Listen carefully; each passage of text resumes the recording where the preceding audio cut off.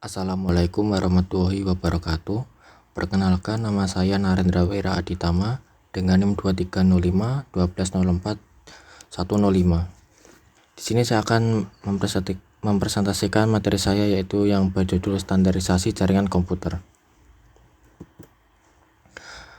Yang pertama ada pengertiannya.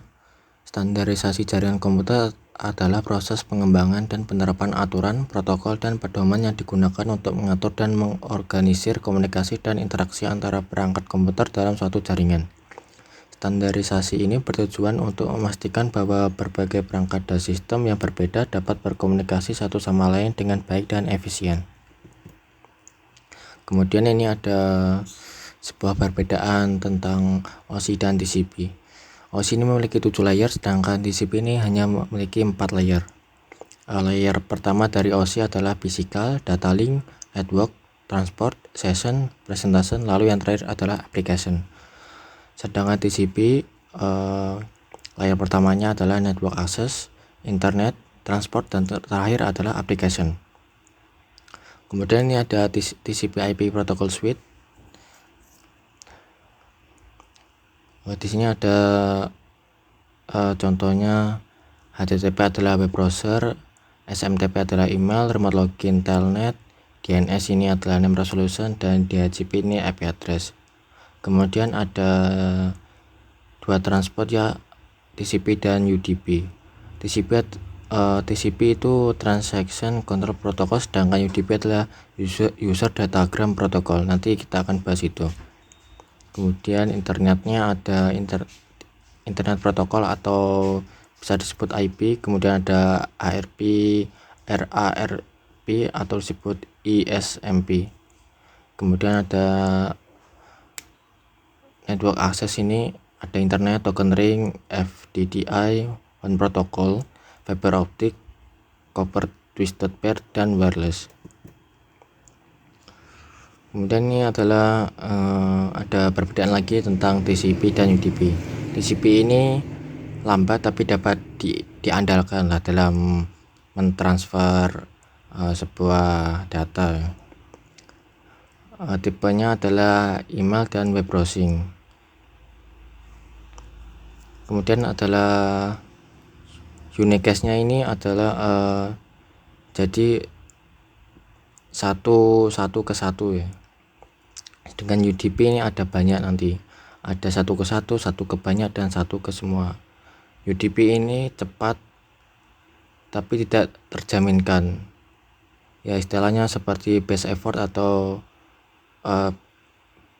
berusaha sebisa mungkin. Tipikalnya ini adalah VoIP dan musik streaming. Kemudian di sini ada perbedaan lagi tentang TCP dengan UDP. UDP ini tidak seperti tidak peduli datanya bagaimana, dia akan menerima semua datanya. Sedangkan TCP ini harus bagus gitu, harus rapi. Kalau ada barang hilang, maka orang yang di ujung ini akan, ya, ditelepon lah istilahnya, harus mengulang kembali. Kemudian ada OSI atau Open System Interconnection.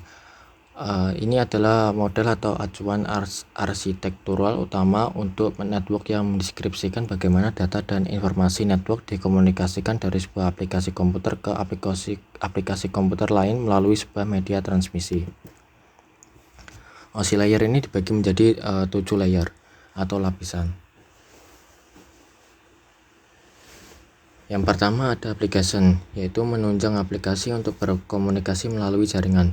Yang kedua ada presentation, memformat data sehingga dapat dikenali penerima. Kemudian ada session, yaitu membentuk koneksi kemudian memutuskannya ketika seluruh data telah terkirim.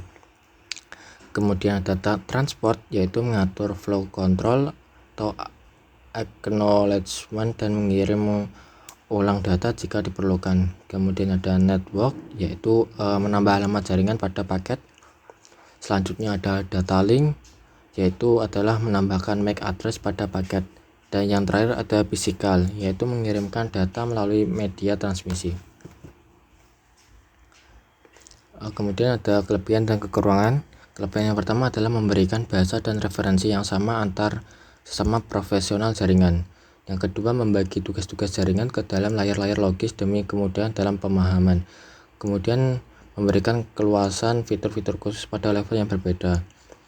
Selanjutnya, memudahkan dalam troubleshooting, mendorong standar interoperability antar jaringan dan piranti. Kemudian yang terakhir adalah memberikan modularity dalam fitur-fitur jaringan.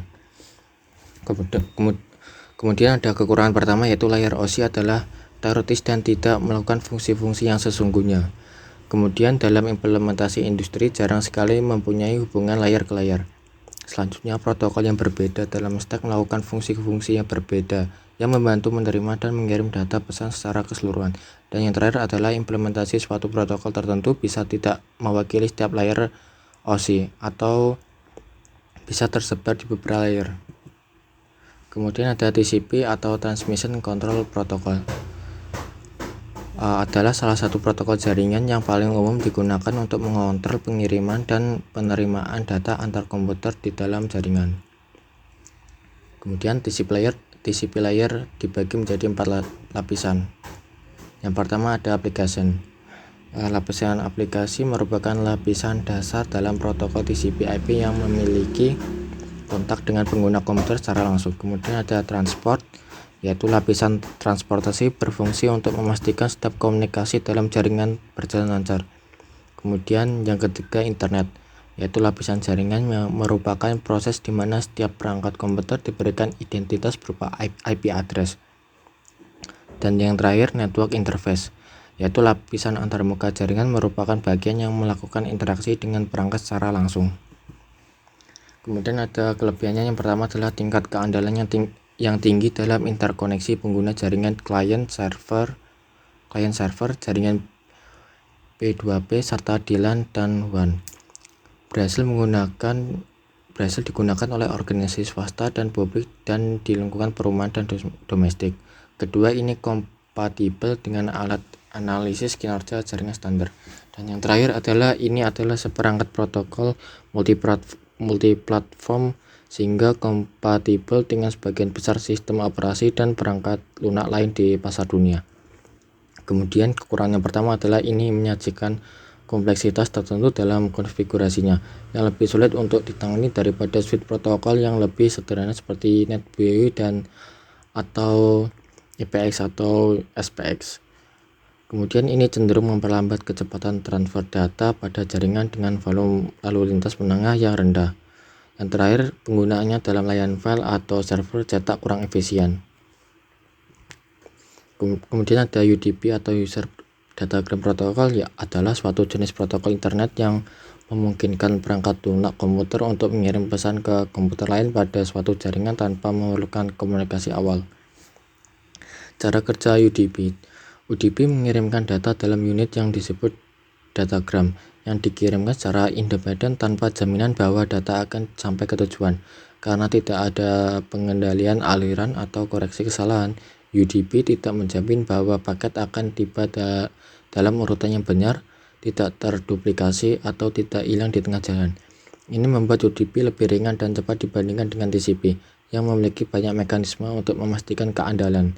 UDP sering digunakan dalam aplikasi di mana kecepatan lebih penting daripada keandalan, seperti streaming video, game online, dan voice over IP atau VoIP. Protokol ini cocok untuk aplikasi yang dapat mentoleransi kehilangan paket atau kesalahan sementara dan tidak memerlukan pengiriman ulang atau konfirmasi penerimaan paket.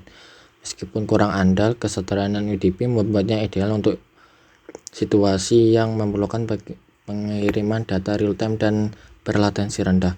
Kemudian ada kelebihannya, yang pertama kecepatan dalam pengiriman data, overhead yang rendah, dukungan untuk broadcast dan multicast, sederhana dan mudah digunakan, tidak membebani jaringan, dan yang terakhir ada fleksibilitas penggunaan. Kemudian ada kekurangannya, yang pertama tidak menjamin pengiriman data yang handal, tidak ada mekanisme pengaturan koneksi, tidak mendukung penanganan kesalahan secara otomatis, kemudian tidak cocok untuk aplikasi yang memerlukan keandalan tinggi, dan yang terakhir adalah ketidakmampuan membatasi lalu lintas jaringan.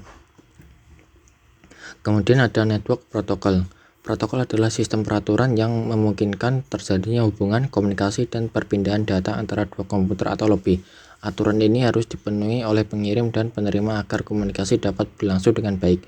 Dapat diterapkan pada perangkat keras dan perangkat lunak, jadi hampir semua komunikasi yang terjadi pada jaringan komputer pasti melibatkan protokol. Ini adalah macam-macam protokol. Yang pertama adalah Serial Line Internet Protocol atau SLIP, yaitu pemindahan data IP melalui saluran telepon. Kemudian ada Hypertext Transfer Protocol atau HTTP, yaitu mendefinisikan bagaimana suatu pesan bisa diformat dan dikirimkan dari server ke klien. Kemudian ada Telecommunication Network atau Telnet, yaitu digunakan di koneksi internet atau LAN.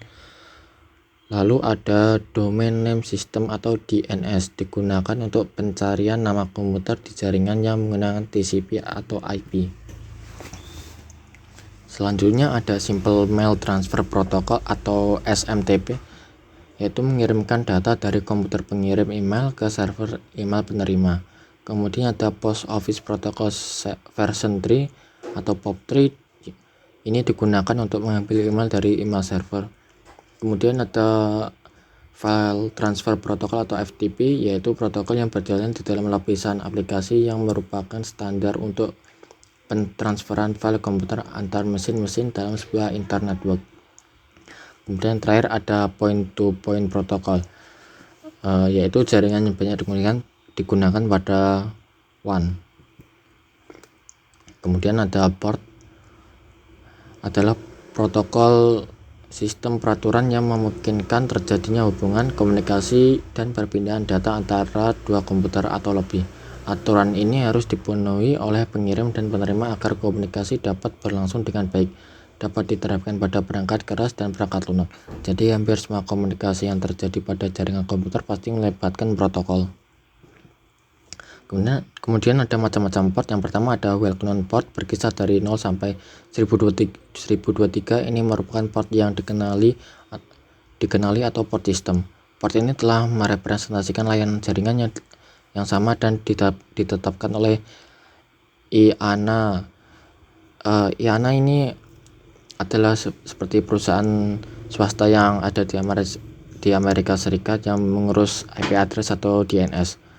Kemudian ada Dynamically Assigned Port yang berkisar dari 49.152 sampai 65.535. Port ini ditetapkan oleh sistem operasi atau aplikasi yang digunakan untuk melayani request dari pengguna sesuai dengan kebutuhan. Kemudian ada Registered Port berkisar dari 1024 sampai 49.151. Port ini diketahui dan terdaftar di IANA tetapi tidak dialokasikan secara permanen sehingga dapat menggunakan port number yang sama. Baik, sekian presentasi dari saya. Mohon maaf bila ada salah kata atau kekurangan informasi. Wassalamualaikum warahmatullahi wabarakatuh.